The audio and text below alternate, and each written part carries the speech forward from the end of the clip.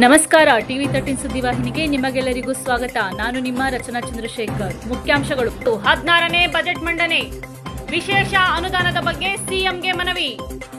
ಮಾನ್ಯ ಮುಖ್ಯಮಂತ್ರಿಗಳಾದ ಸಿದ್ದರಾಮಯ್ಯನವರು, ನನ್ನ ರಾಜಕೀಯ ಜೀವನದ 16ನೇ ಬಜೆಟ್ ಮಂಡನೆಗೆ ಈ ದಿನ ಸಿದ್ಧನಾಗಿದ್ದೇನೆ.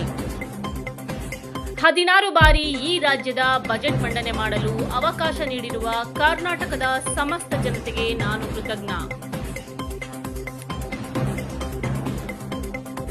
ಬುದ್ಧ, ಬಸವ, ಗಾಂಧಿ, ಅಂಬೇಡ್ಕರರ ಆಶಯಗಳಲ್ಲಿ ನಂಬಿಕೆಯನ್ನಿಟ್ಟು ಅದರಂತೆ ನಡೆಯುತ್ತಿರುವ ನಾವು ಈ ಬಜೆಟ್ ಮೂಲಕ ಸಮಾಜದ ಕನಸನ್ನು ನನಸಾಗಿಸುವತ್ತ ಮತ್ತಷ್ಟು ದೃಢ ಹೆಜ್ಜೆ ನೀಡುವ ಪ್ರಯತ್ನ ಮಾಡಿದ್ದೇವೆ.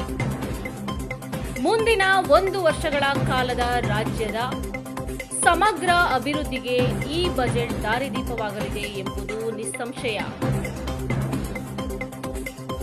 ವಿಧಾನಸೌಧದಲ್ಲಿ ಮುಖ್ಯಮಂತ್ರಿಗಳಾದ ಸನ್ಮಾನ್ಯ ಶ್ರೀ ಸಿದ್ದರಾಮಯ್ಯನವರಿಗೆ ಮುಖ್ಯಮಂತ್ರಿಗಳ ವಿಶೇಷ ಅನುದಾನದಲ್ಲಿ ವಿವಿಧ ಇಲಾಖೆಗಳ ಅಡಿಯಲ್ಲಿ ಅಭಿವೃದ್ಧಿ ಕಾಮಗಾರಿಗಳನ್ನು ಕೈಗೆತ್ತಿಕೊಳ್ಳಲು ಜನತಾದಳ ಜಾತ್ಯತೀತ ಪಕ್ಷದ ಶಾಸಕರುಗಳು ವಿಧಾನಸಭಾ ಕ್ಷೇತ್ರಗಳಿಗೆ ವಿಶೇಷ ಅನುದಾನ ಬಿಡುಗಡೆಗೆ ಸಲ್ಲಿಕೆಯಾಗಿರುವ ಕಡತಕ್ಕೆ ಮಾನ್ಯ ಮುಖ್ಯಮಂತ್ರಿಗಳ ಅನುಮೋದನೆ ಮತ್ತು ಶಾಸಕರ ಪ್ರದೇಶಾಭಿವೃದ್ಧಿ ನಿಧಿಯನ್ನು ಹೆಚ್ಚಿಸುವ ಕುರಿತು ಮನವಿ ನೀಡಲಾಯಿತು.